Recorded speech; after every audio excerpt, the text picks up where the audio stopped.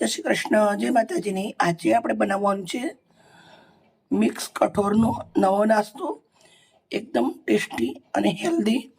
તમે જોઈ શકો છો, મેં છોલે લીધા છે, ચોરા લીધા છે, મગ લીધા છે, મઠ લીધા છે. મેં આખી રાત અને સરસ મજાના પલાળી અને રેડી કરી દીધા. રાજમાં પણ મસ્ત પલળીને રેડી થઈ ગયા છે. હવે આપણે સવારે 7 વાગ્યા છે અને પીસી લેશું. 12 વાગ્યા પછી આપણે અને નાસ્તો બનાવીશું. બધું જ કઠોળ મેં મિક્સરના જારના અંદર લીધું છે. હવે થોડું પાણી નાખું છું, સરસ મજાનું, અને પીસી અને રેડી કરી દઈશ. મસ્ત પીસી રેડી કરી દીધું છે. આવી રીતના મોટા વાસણના અંદર લઈ લઉં છું. જગના અંદર થોડું પાણી નાખીને હલાવી લીધો.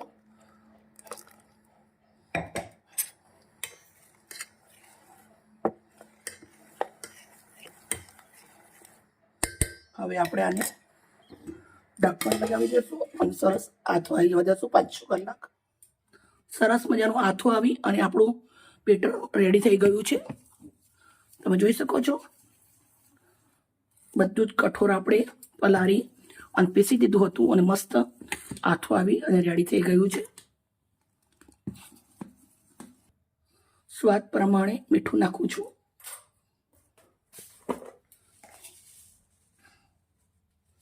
ફ્રેશ જીરું નાખું છું, હાથથી મચોડીને થોડું, 1 ચમચી એટલું. હવે આપણે અંદર હિંગ નાખવાની છે. કઠોળ છે, ગેસ ના થાય એના માટે હું મેથી નાખું છું, કસૂરી. એની ટેસ્ટ બહુ જ સરસ આવશે. હવે આને તમે ઇડલી, ઢોસા, ઢોકળા કંઈ પણ નાસ્તો બનાવી શકો છો. આપણે ચીઝનો ઉપયોગ કરી સરસ મજાનો નાસ્તો બનાવીશું. આપણે જાડું નથી પાતળું, આપણે આવી રીતના જ બેટર રાખવાનું છે. મેં ઢોસાનો તવો લીધો છે, ગરમ મૂકી દીધો છે. તવાના ઉપર થોડુંક એવું પાણી છાંટવાનું, સરસ સાફ કરી લેશું.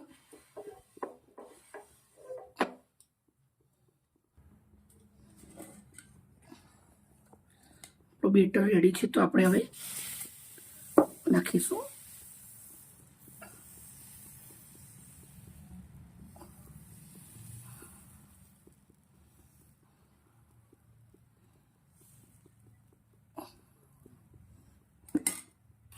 થોડાક એવા ટામેટા નાખું છું,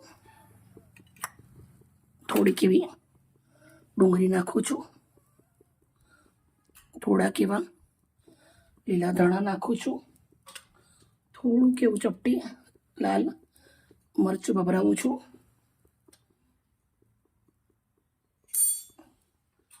ચપટી મીઠું.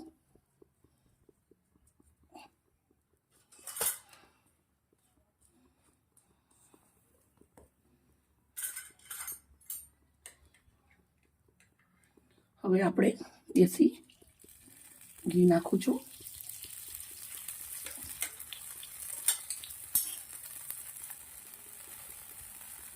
હવે આપણે ચીઝ ખમણવાનું છે ઉપર.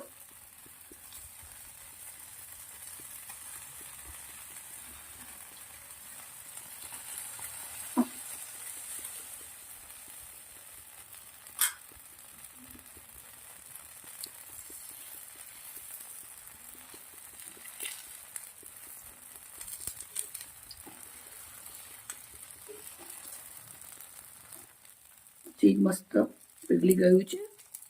હવે આપણે આને આવી રીતના પલ કરશું.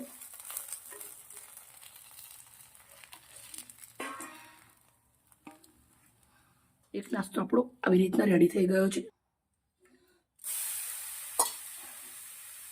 તવાનું ટેમ્પરેચર સહી કરી આપણે બીજું બનાવીશું.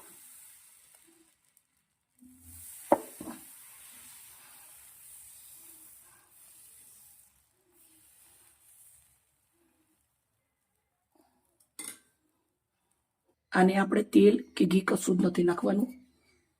આપણે નાખવાનું છે આના અંદર લસણની મસ્ત મજાની ચટણી,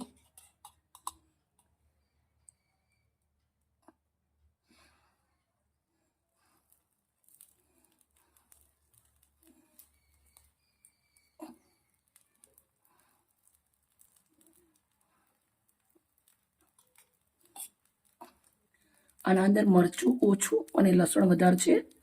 કાશ્મીરી મરચાંની ચટણી બનાવેલી છે.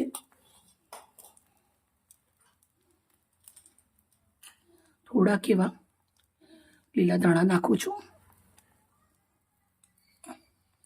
મિત્રો, એક જ બેટરમાંથી તમે ઘણા બધી જાતના નાસ્તા અલગ અલગ બનાવી શકો છો. મિત્રો, બહુ સરસ મજાનું રેડી થઈ ગયો છે. આપણે આને ઉલટાવવાનું છે. તો આવી રીતે આપણે આને ઉલટાવી દઈશું. આપણે એક જ બાજુથી આને ચડવા દેવાનું છે. બંને બાજુ પકાવવાની જરૂર નથી. કઠોળ તમે પલાળેલું ખાઓ તો બી ચાલે. એટલે આપણે આવી રીતના નાસ્તો બનીને રેડી થઈ ગયો છે. મેં 2 બનાવ્યા હતા અને એક સિમ્પલ ચીઝવાળો બનાવ્યો છે. કશું જ નથી નાખ્યું આપણે. એકદમ ચીઝ ખમણી દીધું છે પુડલો બનાવી અને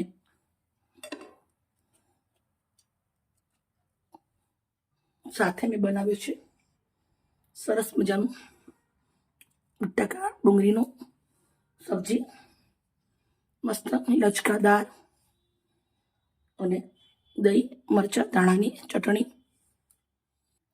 મિત્રો, એકદમ સિમ્પલ, ટેસ્ટી, હેલ્ધી ખાવાનું બનાવીને રેડી કર્યું છે. મિત્રો, મારી વિડીયો સારી લાગી હોય તો પ્લીઝ મને લાઈક કરજો, સબસ્ક્રાઈબ કરજો. કાલે આવીશ તમારા માટે નવી રેસીપી લઈને.